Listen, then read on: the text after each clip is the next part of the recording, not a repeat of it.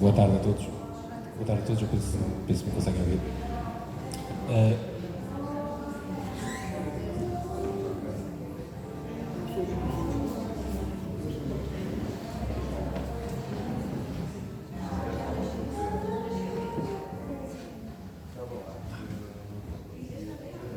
Então, boa tarde a todos. O meu nome é Tiago Leal, eu estou aqui em representação da EG. É com muito gosto que estamos aqui para a apresentação deste livro. E eu queria começar por agradecer a todos a vossa presença. Queria também agradecer à Catarina por este imenso desafio que nos lançou e que nos trouxe hoje aqui. Nós, embora com outro nome, noutra vida, fomos responsáveis pela edição dos 2 livros anteriores dela, 2 romances. Há alguns de vocês que já conhecem, um chamava-se Quase Feliz e o outro titulava-se Acima das Nossas Possibilidades. E este agora, Afinador de Vidas, também nós numa nova vida, com outra cara, fomos desafiados pela Catarina para lançar este livro e de facto foi um desafio jeitoso que ela nos arranjou aqui, porque quando ela falou connosco para perguntar se estávamos interessados em publicar o livro, nós que já a conhecíamos bem e já conhecíamos o seu talento literário, dissemos logo que sim. Mas também lhe dissemos que para publicar um livro normalmente são necessários 2 meses. São necessários 2 meses e é necessário algum tempo para podermos inserir o livro na nossa agenda. As coisas seguem um certo planeamento. Só que estávamos em finais de novembro e ela disse, não, isto é para apresentar antes do Natal. Bom, pronto, isso fizemos então desta vez coração e agarrámos-nos ao trabalho. E aqui estamos hoje com muito gosto para lançar este livro. Porque, de facto, basta uma leitura ao de leve para perceber que este livro tinha mesmo que ser publicado. Não só pelo estilo literário que ela tem, pela sua técnica literária, ela escreve muito bem, mas também porque as suas personagens, o seu enredo, transborda sempre, eu acho sempre que transborda, ela diz que transborda de que as suas personagens têm sempre a redenção na sua ação. Mas eu acho sempre que tem muita Portugalidade, é muito daquilo que nós somos, tem um retrato muito social sempre, em todos os livros, e é sempre muito identitário. São livros que nos refletem sempre para a nossa realidade nacional, sempre com personagens fortes, mas muito marcadas, e que nós conseguimos perceber, olha, conheço uma pessoa que me faz lembrar esta, conheço outra que me faz lembrar esta. E é muito interessante isso. E dá sempre vontade de voltar uma e outra vez ao livro e descobrimos sempre mais um pormenor, mais uma coisa que nos escapou. E é sempre muito interessante desse ponto de vista voltar aos livros da Catarina. Eu não me quero alongar mais, vocês vieram cá para ouvir a Catarina e bem.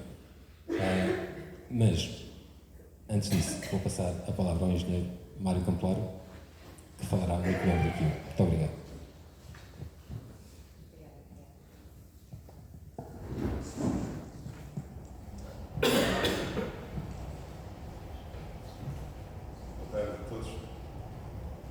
Boa tarde a todos.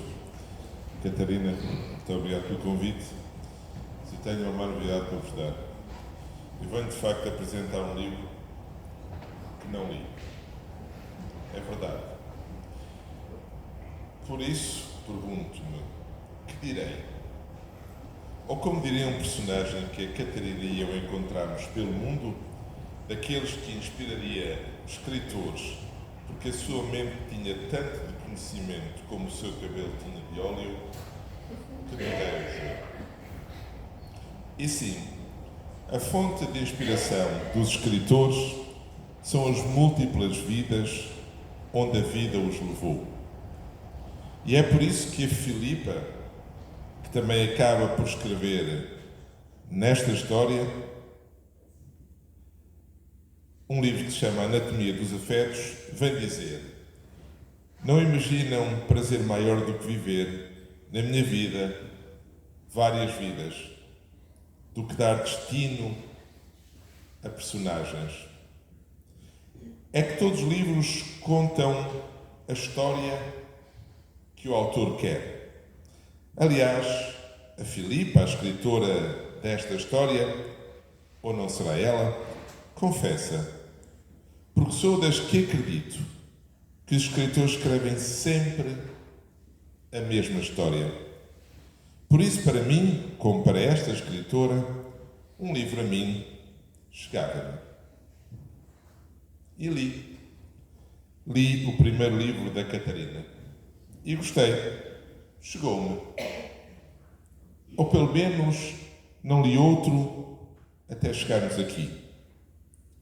Fiquei-me pelo gosto de continuar a ler a escritora, a autora, a amiga, nos seus detalhes, nos seus risos e nas suas lágrimas, na sua complexidade de ser daqui e querer ser de além, na sua forma de ser filial ao exercer o papel de mãe, e nas suas alegrias, muitas, e nas suas dores, também muitas, porque ela é como o Fausto desta história, quando chegou à porta da pensão e, despojado de todo o lado material, voltou a ser como era. Ela é um universo de emoções. Um universo bonito de emoções. Emoções que transbordam nesta história, feita de múltiplas personagens. Mencionei já aqui a Filipa, que ao ser roubada pelo viriato, que era João, o seguiu para se encontrar com o António, que conheceu a Mariana, que foi amiga da Gi, que encontrou a Ahmed, que foi por umas horas Jordã e satisfez uma senhora inglesa arrastada em dinheiro, em gordura e em rugas, e que conheceu a Júlia, que também se encontrou com Jean-Pierre e com muitos outros. Num filme que nasce a preto e branco e vai deixando entrar nele a luz e a cor pela mão de Fausto. Pois é, nem que tivesse querido ler este livro, não poderia. Ele é um filme. Ele é artisticamente cinematográfico, ao arrebatar-nos para as cenas descritas meticulosamente, provocando uma emoção estética forte ao fazer-nos sentir a beleza íntima dos personagens, o ritmo dos movimentos e do seu enquadramento nos decors. Neste, havia elegância, de movimentos, de olhar e de atitude. A roupa estava tão suja e velha quanto as outras, mas nela havia elegância, principalmente no sobretudo negro, que em jeito de ode a Vivaldi usava em todas as estações. A outro intrigava-o sobretudo o silêncio. E claro, a sua tara pelos livros tinha rituais dignos de cinema. E outra, todos os dias, de forma absolutamente discreta, plantava livros e mais livros no caminho do primeiro. Uma trama que se desenvolve a cada página, feita por errantes, em vários estádios de maturidade, no tempo, sempre a tentarem mudar. Mudar para melhor. E ficam-nos palavras-chave repetidas: errantes, tempo, maturidade, recomeços, mudar para melhor. E fica-nos um caminho, que é uma lição. O caminho protagonizado por Fausto. Quiçá também ele encontrar nos caminhos da vida, ou talvez não, porque o Fausto é depuração, é o lado bom, é o lado puro da humanidade. E só em livros pode aparecer. O sucesso de Fausto residia no essencial, na capacidade que lhe era natural de confiar sem reservas nas pessoas. Que bonito e que raro. Aprendeu com o Jean-Pierre, que aprendeu com o Claude, que se pode conhecer alguém apenas pelo rosto. Ao Fausto, várias vezes aconteceu aquele momento ainda mais sublime em que, através de um rosto, ficaria a reconhecer a essência da vida. Como quando conheceu, num abraço, a sua mulher. E depois todos os outros que estiveram numa espécie de pousio a repor energias na sua quinta Polaris, nas franjas da serra. Não interessa se lhes conhecia a idade, mas conhecia-lhes a alma, e isso era o mais importante. Um filme de errantes. Errantes que sentiram as dores da vida e, mesmo sem o saberem, pela mão invisível e imperceptível de Fausto, passaram a procurar a plenitude feita de maturidade, através da compreensão do seu eu, tentando perceber nas raízes a causa das coisas. Uma também porque o Pai se projetou todo em mim. Ou outra também porque os pais, alimentando os sonhos que não tendo tido a oportunidade de cumprir, projetaram com toda a força sobre mim e sobre os meus irmãos. E outros porque a voragem da vida ou os momentos de infortúnio os levaram a sentirem-se criminosos e a acreditarem, portanto, que a pena maior viria com a morte precoce que a sua nova condição de sem-abrigo anunciava. Ao Fausto, a Rosa e a mãe deixaram o legado mais raro. Tinham-no preparado para o dia em que iniciasse o voo e estavam de consciência tranquila. Sabiam ter ensinado que a vantagem de saber voar é conseguir ter uma visão mais ampla, que mais do que o rigor da parte, revela o todo. Sempre o todo. O conjunto. A harmonia. A redenção. O ver nos outros o todo que nós somos. O todo feito de partes improváveis. Afinadas. O afinador. E citei quando vi o nome do livro. O que é um afinador? Perguntei, como esperariam, ao chat GPT que utiliza inteligência artificial dita generativa. Um afinador é um dispositivo ou software utilizado para ajustar a afinação de instrumentos musicais, garantindo que as notas estejam na frequência correta. Isto ajuda os músicos a manterem os seus instrumentos afinados para produzir um som harmónico. Depois perguntei, e o que é um afinador de vidas? O termo afinador de vidas não tem um significado específico e pode ser interpretado de diferentes maneiras. Metaforicamente, poderia referir-se a alguém que ajuda a equilibrar ou aprimorar aspectos da vida das pessoas, seja através de orientação, apoio emocional ou impacto positivo. Estava, talvez, dado o mote. Mas o livro leva-nos até aos queijos, para os quais o Ernesto estava como afinador, assim como o Fausto para as vidas. E o chat GPT ajudou de novo. Em termos de queijos, um afinador é alguém especializado em cuidar do processo de afinar ou amadurecer queijos, controlando condições como temperatura e a umidade para desenvolver sabores e texturas específicas. O tempo, a maturidade, a harmonia com a natureza, as mãos, as mentes, o espaço em que ganham aromas, tudo nos leva ao Val da Serra, à Serra da Estrela. Leva-nos a nós e leva ao Fausto, o afinador, o congregador. O tempo é importante, com certeza. Não no sentido que os artistas como Jean-Pierre nesta história proclamam: não, em mim o tempo não manda, acordo quando o meu corpo quer e durmo quando ele o pede. É ele ao meu corpo que obedeço, jamais ao tempo, esse tirano que sem nós não é nada.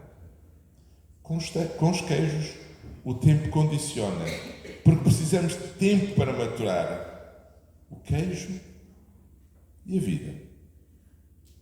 E o espaço também, o Val da Serra. Ele congrega-nos, concentra vontades, funde-nos em desígnios e vidas coletivas marcadas pela resiliência dos seus povos, ásperos e doces ao mesmo tempo. O Fausto sabia disso e aliou o seu sorriso, que é sempre a melhor maneira de começar, ao saber de Miguel Torga. Alta, imensa, enigmática, a sua presença física é logo uma obsessão. O Marão separa dois mundos, o minhoto e o transmontano. O caldeirão, no polo oposto de Portugal, imita-o como pode, mas a estrela não divide.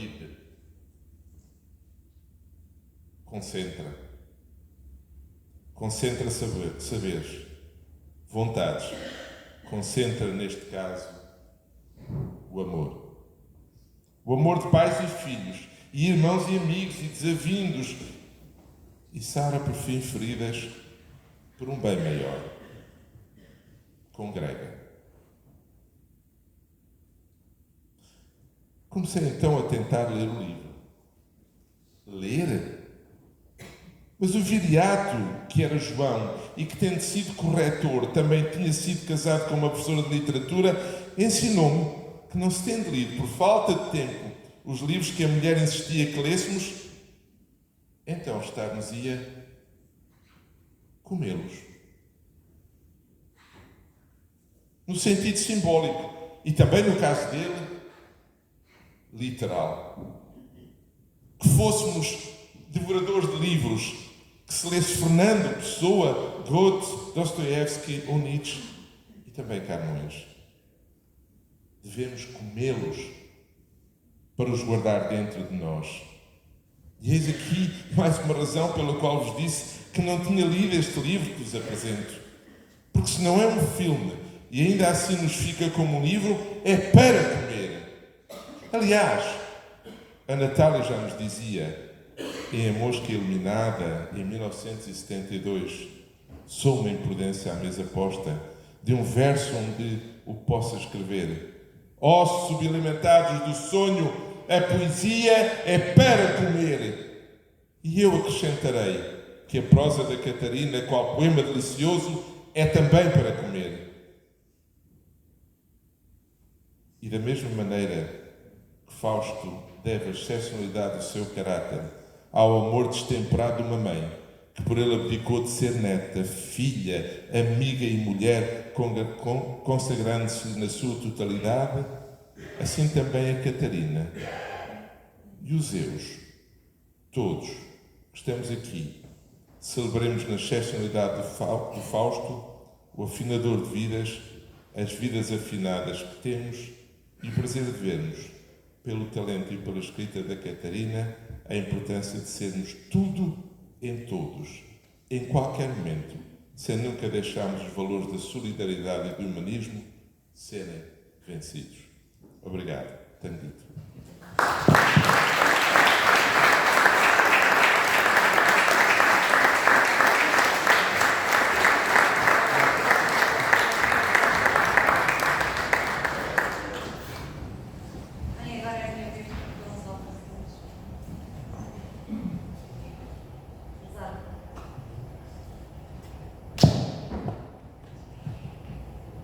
Ora bem, depois do Mário fica difícil, não é? Mas cá estamos nós, começar por caras amigas, caros amigos. Antes de mais, muito obrigada pelo aconchego da vossa presença. E se me permitem, gostava de começar pelo meu princípio, dizendo-vos que todo este processo que envolve o ciclo de vida de um livro, desde o da apresentação pública, ou do momento em que deixa de ser uma coisa minha para passar para ser uma coisa ao dispor dos outros, é para mim o mais difícil. De todas as vezes que publico, e eu acho que não sou egoísta, mas a verdade é que de todas as vezes que publico, deste dia, o dia em que lanço um livro, sinto-me em perda, como se de uma despedida se tratasse. Uma espécie de permanecer na gar, enquanto o Fausto, o Eduardo, a Agi, a Maria Henriqueta, a Mariana, o Moramed, a Júlia, o Velho Garcês e as demais personagens que comigo viveram por mais de 2 anos, macenam da janela de comboio e os faz partir para não mais voltar. Este é, portanto, o dia em que me sinto vazia, dolorosamente vazia. E é por isso que ter-vos aqui, ao meu lado, é tão importante. É o que fará, na verdade, com que à noite adormeça recomposta e feliz por ter cumprido este projeto e por ter conseguido pôr-lhe um ponto final. Assim, não posso deixar de reiterar mesmo muito obrigada por estarem aqui comigo, por me terem oferecido o vosso precioso tempo e por me acompanharem neste momento que, insisto, para mim é um momento de despedida. E agora vamos ao que interessa. Não sou escritora, mas gostava muito. Não sou escritora. Gosto muito de escrever, mas preciso de escrever. E preciso de escrever porque sou apaixonada por gente, por pessoas que nascem, caem, se levantam e tantas vezes voltam a cair, por gente que ama, mas também que odeia, que ri e chora, por pessoas com quem a vida é tantas vezes grata e tantas vezes ingrata. Em todas as histórias que escrevi, as personagens têm sempre toques de alguém que conheci, de uma situação a que assisti ou de que tive conhecimento e que de uma forma ou de outra me emocionou e me provocou a imaginação e a vontade de lhes entrar a história adentro, traçando-lhes novos destinos, promovendo-lhes encontros e desencontros, capacitando-os para o horror, mas também para a beleza, para a fruição e para a poesia. Dizer-vos que, ao contrário dos escritores a sério, eu, quando me sento à frente do computador, não sei nada da história que vou contar. Ela vai crescendo ao ritmo do meu dia, mas sobretudo dos meus humores. Vai-me surpreendendo. E este é o maior prazer que retiro da escrita. O de viver tantas, como o Mário já disse, de viver tantas vidas na minha. Ora, esta falha metódica, que o é, e que, entre outras, me incapacita de ser escritora a sério, sei hoje aos 50 anos, e o quanto me custa dizer isto, sei hoje aos 50 anos, que não vou conseguir ultrapassar. Fazê-lo seria matar o prazer que realmente a escrita me dá. Se soubesse à partida o meio e o fim das minhas histórias, deixaria de poder ser espectadora, ao mesmo tempo que sou autora. E desta duplicidade eu não consigo aplicar. Claro que esta opção me traz problemas, porque crio tantas vezes narrativas incoerentes, personagens pouco sólidas, a quem retiro a possibilidade de se cumprirem melhor, com mais força, de se cumprirem, de darem mais de si. Enfim, já para não falar, páginas tantas, me canso delas. Começam a massacrar-me e, desejosa de acabar, inicio a abreviação. Obrigo-me a resolver-lhes a vida em segundos, com a certeza tranquilizadora de que, quando não há outra saída, pois é, posso sempre matá-las. sem que para isto tenha que responder em tribunal. Este é o 5º romance que publico, sendo que em todos eles há 2 elementos comuns. Falemos do primeiro. Em todos eles, as primeiras 100 páginas são cuidadas, descritivas, mais genuinamente literárias, mais promissoras. Porém, as demais, que é quando começa a saturar, são de ação, rápidas, fluídas, de leitura muito mais simples, sem a pretensão de lhes dar qualidade literária, apenas a única pretensão de ir acabar a história. Apesar de jamais ter lido um livro meu depois de dar à vela, a verdade é que tenho a noção de escrever a 2 tempos, do encantamento e da entrega absoluta a uma narrativa mais cuidada, e o tempo da saturação, em que o que quero mesmo é acabar. É libertar-me da responsabilidade de continuar a comandar as coisas. Assim, por esta. Não está a ouvir? Querem que eu comece?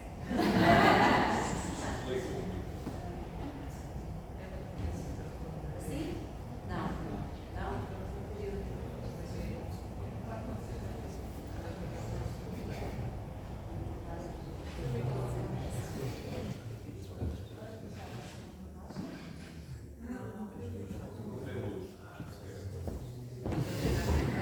Já estava? Já está.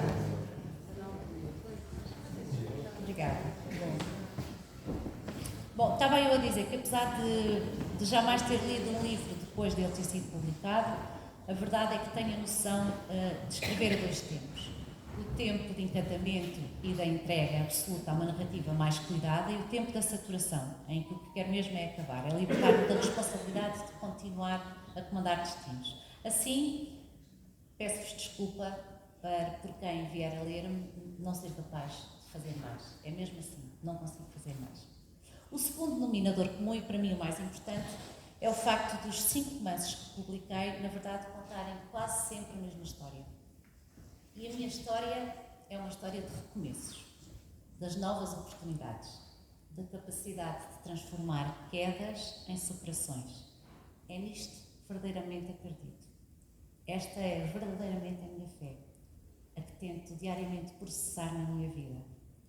Há sempre redenção, mesmo quando os finais não são suficientemente felizes.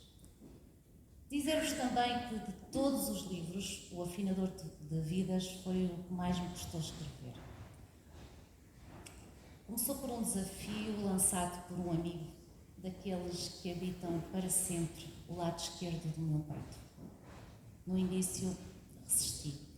Não gosto de encomendas, mas gostava tanto dele que não lhe podia dizer que não. E ele queria contar uma história de gratidão, feita por gente valente, com quem a vida nunca foi meiga. Comecei a escrever, e apesar de saber o que me tinha pedido, a verdade é que não sabia como é que ia escrever. O que sei é que a cada capítulo que partilhava com o meu amigo, apesar de correr nas veias a delicadeza e a incapacidade de magoar, não conseguia disfarçar a espécie de tiro ao lado do que lhe estava a apresentar. Estou curioso para ver o que é que isto vai dar, dizia-me. Era o máximo que conseguia dizer. E eu também estava, mas a ele nunca lhe disse. Haveria de no final cumprir o desígnio para o qual me desafiara. Disso tinha a certeza, mas nenhuma mais outra. Só que a vida, sempre a vida, voltou a trocar-nos as voltas. Inesperadamente, o meu amigo partiu. E eu, para além de uma dor profunda, fiquei com uma promessa por cumprir. Durante meses a fio não voltei ao computador. Era-me absolutamente insuportável. Mas nem por um segundo duvidei de que no tempo certo honraria a minha palavra. E a vida, a mesma que nos troca as voltas, também se encarrega de nos amenizar, de nos reconciliar e de nos fazer continuar caminho. E assim foi. Chegou por fim um dia em que acordei determinada a acabar O Afinador de Vidas. Claramente com mais história. Com mais história para contar daquela de que me tinha sido querida. Claramente com uma oportunidade de prestar homenagem e de deixar por escrito e para a memória futura que ele foi uma das pessoas melhores que conheci.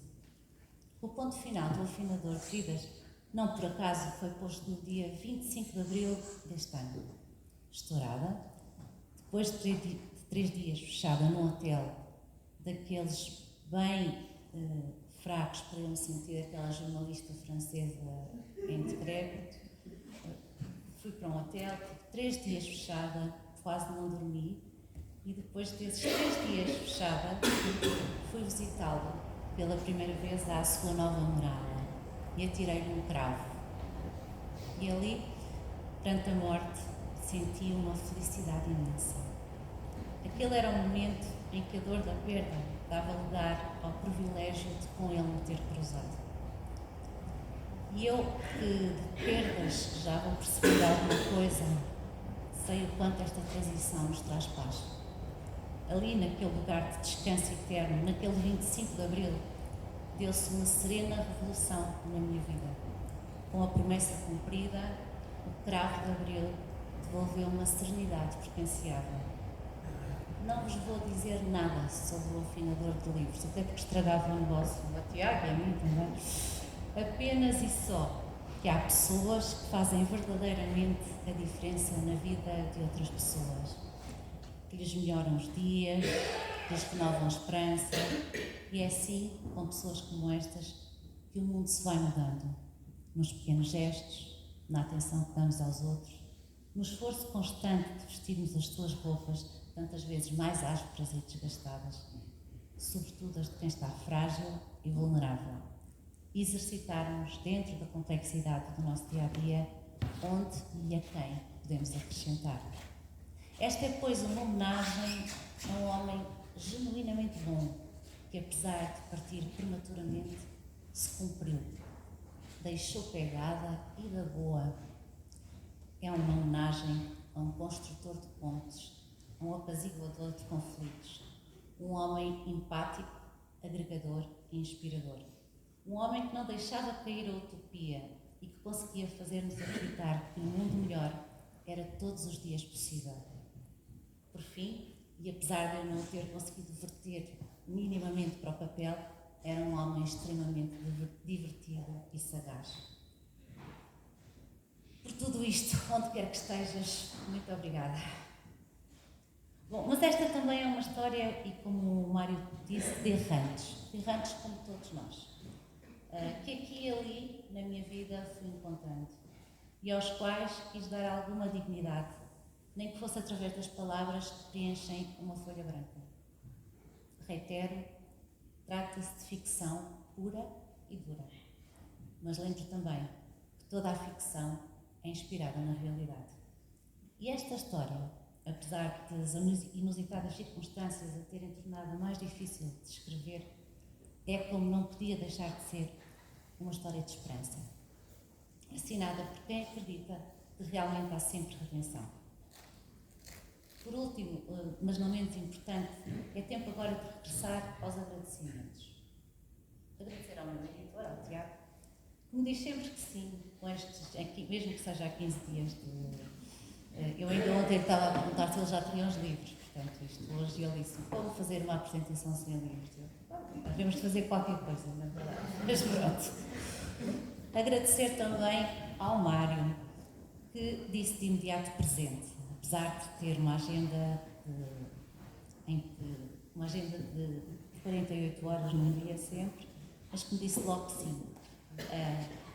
Leu em tempo recorde e em tempo que retirou ao descanso que tanto precisa, e que se comprometeu a sentar-se ao meu lado num momento como este, em que sinto sempre que tenho 5 anos.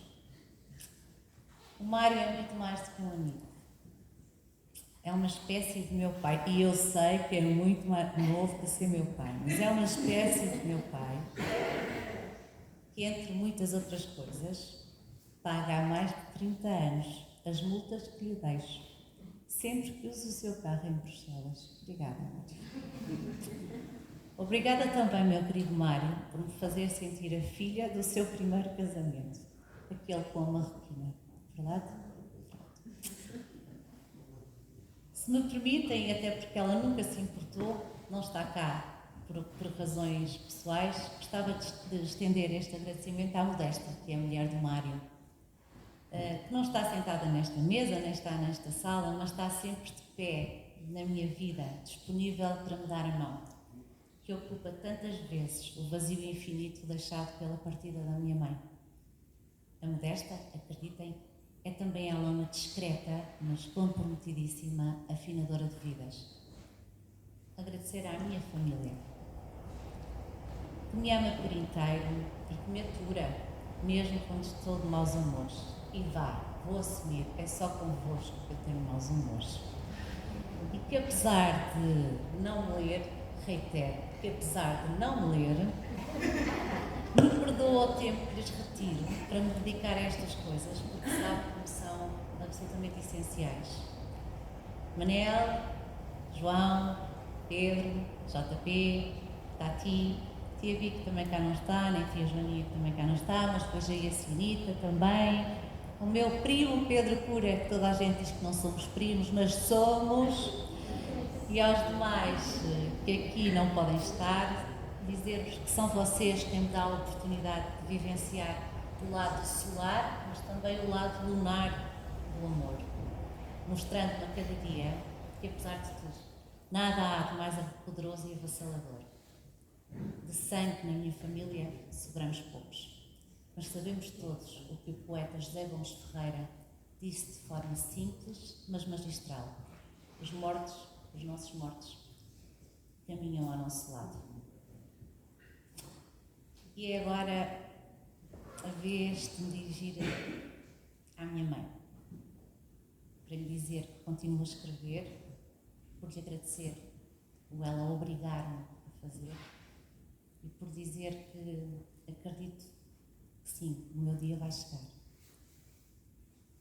De ti tenho saudades infinitas. Ao meu pai, dizer-lhe que esta história também é dele. É com infinito orgulho que aclamo, sem qualquer espécie de complexos, que o meu pai também foi um afinador de vidas. Muitas que não se cansam de me lembrar o quanto lhes valeu. Dizer também que nunca esperei, juro-vos, nunca esperei, mas que tenho muitas saudades dos ralhetes muito pouco simpáticos diariamente me davam. Agradecer aos meus amigos, sem os quais sou nada. Muito particularmente aos que tiveram a paciência de ler e a coragem de me corrigir. É de muitas cumplicidades e de muitas gargalhadas e de muitas ajudas.